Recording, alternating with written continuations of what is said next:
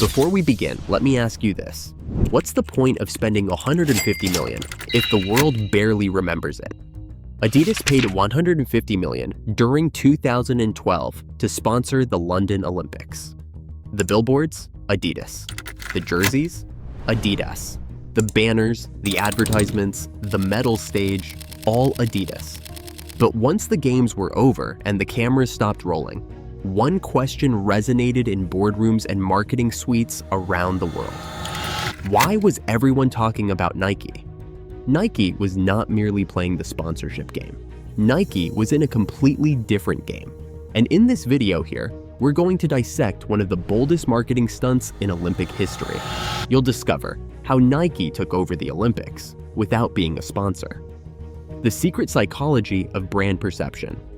Why Adidas spent millions and still lost, and how Nike's ambush marketing ensured they were the true winners of 2012. Let's return to where it all began. It was 2012. The Olympics were returning to London, one of the world's most iconic cities. The whole world would be watching. Adidas saw this as the ultimate branding opportunity, a chance to remind the world who's the leader in the sportswear business. So they opened up the checkbook and paid $150 million to be the game's official sponsor. This was not just for television advertisements. This implied that Adidas branded everything: the athletes' uniforms, stadium walls, every possible camera view. This was meant to be Adidas's home run, their mic drop, their worldwide flex. But something strange happened. As the games went on, something did not seem right. People were not talking about Adidas. They were talking about Nike. Wait, Nike? But they weren't even sponsors. How? If you believe this is incorrect, no, it is not. And here is where things get intriguing.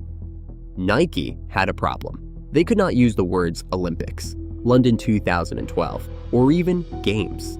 The Olympic Committee has a reputation for policing unofficial branding, and Adidas paid to be the sole athletic brand in the limelight.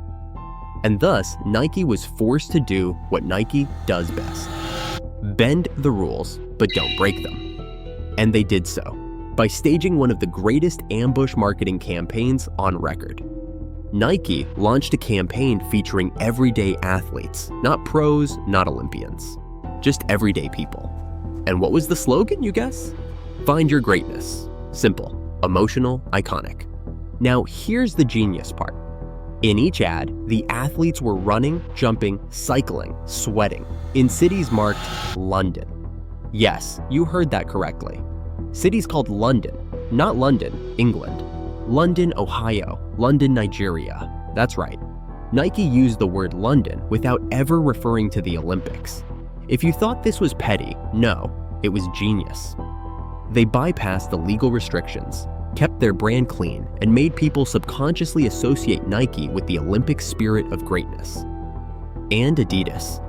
They were left playing by the rules as Nike danced around them. You see, branding is not always what you say, it's what people feel. Nike's campaign was not about greatest athletes, it was about you.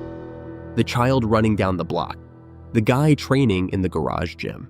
Nike said, "You don't need a gold medal to be great." That resonated with millions of people. In the meantime, Adidas had a large budget. Emotional momentum was what they lacked. Nike turned realness into a weapon. And this was not something they came up with at the last minute. Nike spent years planning this campaign. Each advertisement, each city, each background music beat was designed to make you believe that greatness was already within you. And before you knew it, people forgot who the sponsor was. So when you feel something, you remember the brand that made you feel that way. And in 2012, that brand was Nike. Ambush marketing. Let's talk about that for a bit. Ambush marketing is when a company exploits an event without being an official sponsor. It's bold, it's risky, and when executed correctly, it's genius. Nike has been accomplishing this for decades. During the NYMO Atlanta Olympics, Reebok was the official sponsor, but Nike distributed free equipment just outside the stadium. During the 2010 World Cup, Nike aired a film commercial entitled "Write the Future," and it went viral, totally outshining Adidas. The real question is not why Nike did it. It's how Adidas didn't see it coming. If you think Adidas could have avoided this, maybe, but legally, Nike was clear. They never used Olympic imagery. They never used the official logo. They just played smarter. Whereas Adidas was investing in massive billboards, Nike was investing in people's hearts. And hearts will always conquer logos. Now, let's look at what happened after the Olympics. In the UK, where Adidas were meant to reign supreme, Nike surpassed them in market share weeks following the games. Their campaign? Viral. Their brand sentiment? Off the charts. And Adidas? Though they spent more than $150 million, they were not remembered by the public as the face of the Olympics. Nike's following grew by 11%, adding over 57,000 followers, while Adidas Originals saw a 4% growth with 12,000 added followers.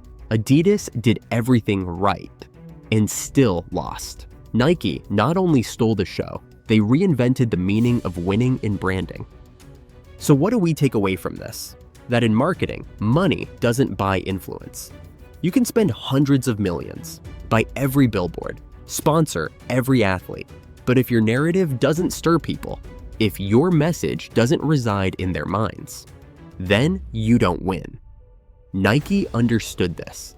They knew that emotion beats exposure, that feeling beats funding.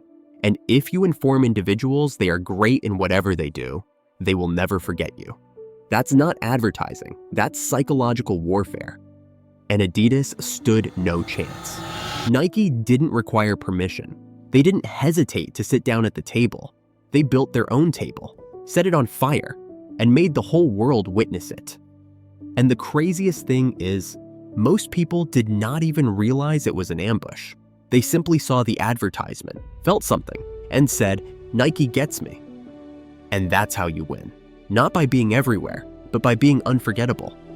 In a world fixated on followers, likes, and visibility, Nike taught us something profound. You don't have to be proper to be iconic. So the next time you think you're the one lagging, remember this. Adidas had the title. Nike had the truth. And when the dust settled, everyone remembered Nike. If you believe that's unfair, perhaps it is. But if you believe that's a genius, yes, it certainly is. What do you think about Nike's strategy? Let us know in the comments, and don't forget to subscribe for more interesting content yet to come.